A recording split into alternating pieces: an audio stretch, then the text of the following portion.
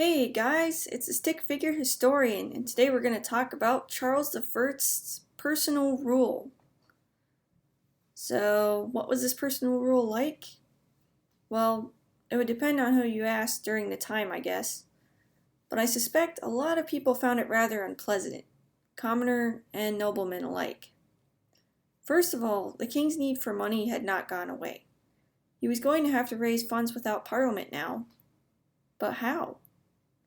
After a desperate search of the law books, he landed upon an answer.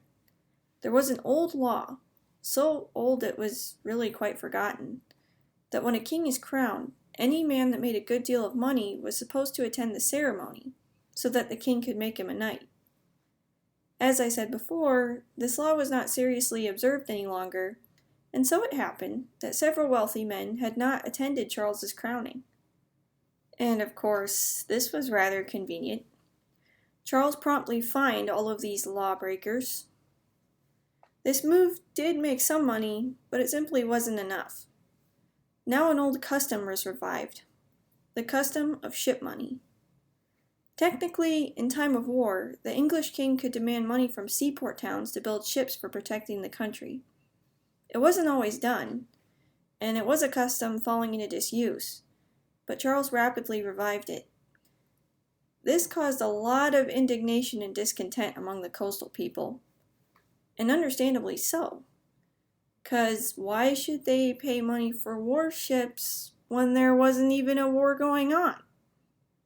Now, you'd think with all this careful searching of the old laws and customs that Charles would have learned a thing or two about how to rule his kingdom justly.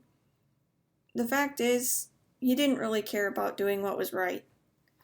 Now, in his money-making quest, he would shamelessly break a law. Monopolies in England were strictly forbidden at this point in history. And no, it wasn't the game Monopoly. A monopoly is when just one company has control over an entire industry. For example, imagine if someone owned all the companies that made yarn. That would be a yarn monopoly.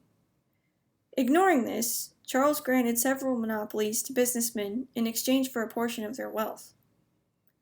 The soap industry was one business in particular that was corrupted in this way.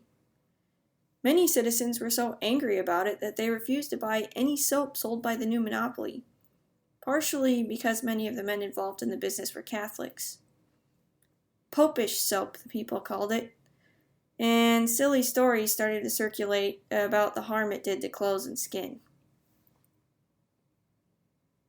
On top of this, Charles suddenly proclaimed that the ancient borders of the royal forest were restored. This was really bad. There were a lot of people living on those lands, and now the king said they were his? Charles allowed these people to stay on the land, but only if they paid him a fine for trespassing. It was dirty work, to be sure. Some of the forest land was also sold off to businesses to use for fuel or building purposes. But still, it was not enough. Charles remained in debt. Now he reverted to outright robbery. He took a very great sum of silver from the mint at the Tower of London. But none of this silver belonged to him. It was the property of many people. "I'll pay it back," Charles promised them. "Don't be mad. You have to understand the demands on me." And shortly thereafter, the East India Company was also raided. Charles confiscated their entire stock of pepper and spices. And as if this were not bad enough, the king didn't even make good use of these pilfered resources. He sold them at a very poor bargain. Again, the empty promise was made to the exasperated merchants. I must say here that I have sadly never heard if Charles paid any of these people back for the things he stole. But perhaps what made the people the most upset during the personal rule were the changes Charles was making in the Church of England, also known as the Anglican Church. Although it wasn't so much the king making the changes, as much as the new Archbishop of Canterbury, the cruel William Laud. And yes, this is the villain himself. Kind of a pudgy little villain, isn't he? Laud wanted to have grander church ceremonies. He didn't like things simple.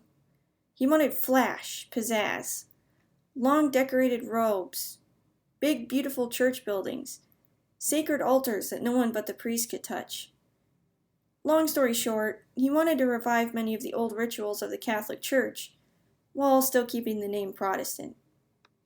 The Archbishop also wanted to introduce a new prayer book, give the bishops more power, and above all, unify the churches. You see, even though the Anglican Church was a state church, that didn't mean everybody did things the same way. There were many different opinions and methods of worship being used across the nation, and Laud didn't like it. Now everyone must conform. You must come only to the Anglican Church, and you must do exactly what the bishops say, he said. But Laud had no easy time of things. Groups of people called Puritans, Separatists, and Baptists caused him a lot of trouble. They believed very differently than the haughty Archbishop, and spoke and wrote very openly against him. The Baptists and Separatists, in particular, believed in freedom of conscience. They knew that God has given people the right to worship Him in the way that they believe is right. Laud was very cruel to these people. He threw them in prison and did things to hurt them to try to make them stop saying things he didn't agree with. But it didn't work. Evil men have always tried to stop God's people from saying what is right. They've never succeeded, and they never will. Still, the flame of truth burns on. Okay, I've just got to say something here. It seems to be common that whenever somebody talks about the light of truth, they always use this little candle analogy. Truth is like a little candle in a world of darkness. Yeah, I really have to disagree with that. I mean, think about it. If all truth is just a little candle, why would people try so hard to snuff it out? Why would they even care? You just breathe on it a little too hard and it's gone. No. This, I believe, is a better picture of truth. You ain't never going to stop that. And it explains why everybody has always tried so hard through the ages to put it out. We'll talk more about these matters of religion and freedom later, but I'll stop here, or I'll end up going on and on forever. I hope you enjoyed watching, and stay tuned for the next video.